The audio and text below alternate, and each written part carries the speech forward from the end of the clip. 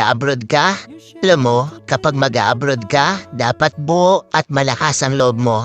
Dahil kung hindi rin dang buo at malakas ang loob mo, huwag mo nang ipagpatuloy pa. Kapag nang ibang bansa ka, dapat kaya mong lahat dahil marami kang kalaban doon sa pupuntahan mo. Nariyan ang lungkot dahil mapapalayo ka sa pamilya mo. Isa yan sa pinakamalakas na kalaban na pwedeng umatake sa'yo. Nariyan din ang takot.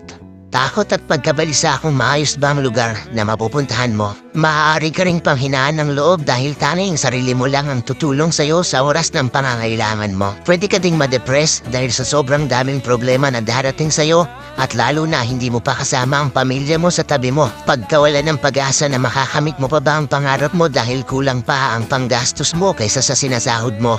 At marami pang iba. Ilan lang yan sa maaari mong maranasan kapag nang ibang bansa ka. Pero dapat kapag nag-abroad ka, kaya mong magtiis at magsakripisyo para sa pangarap mo. Kaya mong indahin ang lahat ng lungkot para sa pamilya mo.